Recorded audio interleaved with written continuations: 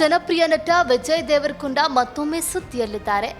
ಆದರೆ ಈ ಬಾರಿ ಅವರ ಸಿನಿಮಾ ಅಥವಾ ವೈಯಕ್ತಿಕ ಜೀವನದ ಕಾರಣದಿಂದಲ್ಲ, ಬದಲಾಗಿ ಕ್ರಿಕೆಟ್ ಲೀಗ್ಗೆ ಸಂಬಂಧಿಸಿದ ವಿವಾದದಿಂದಾಗಿ. Telangana cricket association, Hyderabad cricket association ಆಶ್ರಯದಲ್ಲಿ ನಡೆಯಲಿರುವ T20 ಲೀಗ್ಗೆ ಸಂಬಂಧಿಸಿದಂತೆ ವಿಜಯ್ ದೇವರಕೊಂಡ ಸೇರಿದಂತೆ ಹಲವು ಗಣ್ಯರಿಗೆ ಕಾನೂನು ನೋಟಿಸ್ ಜಾರಿ ಮಾಡಿದೆ. ಬಿಸಿಸಿಐ ಕಡ್ಡಾಯ ಅನುಮತಿ ಪಡೆಯದೆ ಲೀಗ್ ಆಯೋಜಿಸಲಾಗ್ತಾ ಇದೆ ಎಂದು TCA ಆರೋಪಿಸಿದೆ. ಲೀಗ್ಗೆ ಪ್ರಚಾರ ನೀಡ್ತಾ ಇರುವ ಸೆಲೆಬ್ರಿಟಿಗಳು ಸಾರ್ವಜನಿಕರಿಗೆ ತಪ್ಪು ಸಂದೇಶ ರವಾನಿಸ್ತಾ ಇದ್ದಾರೆ ಎಂಬ ಕಾರಣ ನೀಡಿ ಈ ಕ್ರಮ ಕೈಗೊಳ್ಳಲಾಗಿದೆ.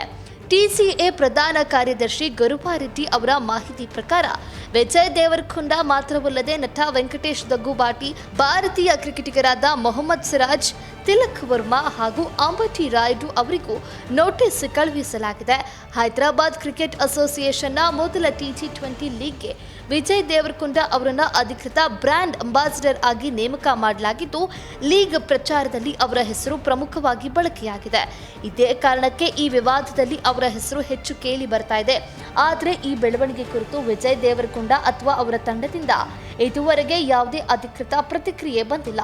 ಕಾನೂನು ನೋಟಿಸ್ಗೆ ಅವರು ಯಾವ ರೀತಿಯಲ್ಲಿ ಉತ್ತರ ನೀಡಲಿದ್ದಾರೆ ಎಂಬುದರ ಬಗ್ಗೆ ಕುತೂಹಲ ಹೆಚ್ಚಾಗಿದೆ. ಇದರ ನಡುವೆಯೇ ವಿಜಯ್ ದೇವರಕೊಂಡ ತಮ್ಮ ಮುಂಬರುವ ಸಿನಿಮಾಗಳಲ್ಲಿ ಬ್ಯುಸಿಯಾಗಿದ್ದಾರೆ.